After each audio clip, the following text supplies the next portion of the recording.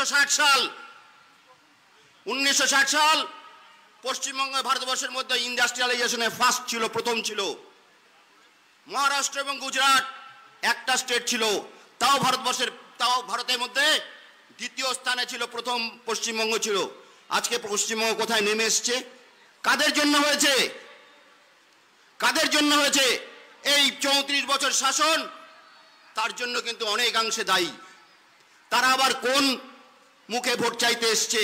তাদেরকে প্রশ্ন করবেন, তোমরা কি করেছো? আজকে পশ্চিমবঙ্গ নিচে থেকে নিচে নেমে গেছে। আজকে পশ্চিমবঙ্গকে বাঁচাতে হবে, তার জন্য দরকার বিজেপি সরকার। কেন্দ্রে বিজেপি সরকার আসছে এবং কেন্দ্রের বিজেপি সরকার আসার আগে এটা সেমিফাইনাল। আমরা দেখাতে যাই অধিকাংশ মানুষ পশ্চিমবঙ্গে ভারতীয় জনতা পার্টিকে সমর্থন করছে, যে পার্টি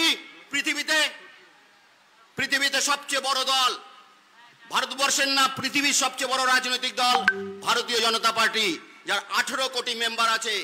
আমাকে আমার সভাপতি বললেন যে শেষ করতে হবে, শুধু এইটুকু আমি বলবো, আমরা যারা এখানে বসে আছি তারা প্রত্যেকে ভারতীয় জনতা পার্টির কার্যকর্তা, কাজ করি। আমাদের কি কাজ? আগামী কয়েকদিন পরে আমাদের ইলেকশন, ভোট দিতে হবে, আমাদের কিছু কাজ আছে, অনুগ্রহ করে সেই কাজটুকু করবেন। আমরা যদি 2004 সালের ইতিহাস দেখি, মাননীয় প্রধানমন্ত্রী তখন ছিলেন কে? অটল বিহারী বাজপেয়ী সরকার ছিল এবং সবাই জানতো 2004-এর নির্বাচনে অটল বিহারী বাজপেয়ী আবার ক্ষমতায় আসবেন। তার জন্য কি হয়েছিল জানেন?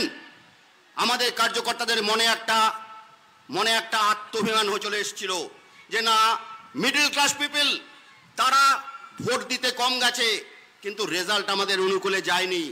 তাই এবারও কিন্তু সেই একই রকম ন্যারেটিভ তৈরি হয়েছে এবং সারা নিউজ মিডিয়া বলছে যে ভারতীয় জনতা পার্টি নেতৃত্বে কেন্দ্রে সরকার হবে। আমাদের এখন সময় আসছে, আমরা সক্রিয় হব।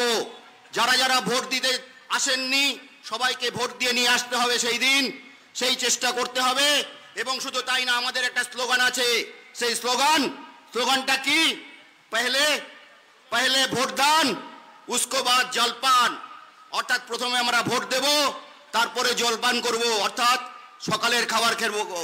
তাই আমার অনুরোধ, আপনারা সবাই মিলে সক্রিয় থাকুন, বুথের যাতে সবাই ভোট দিতে আসে সেই ব্যবস্থা করুন।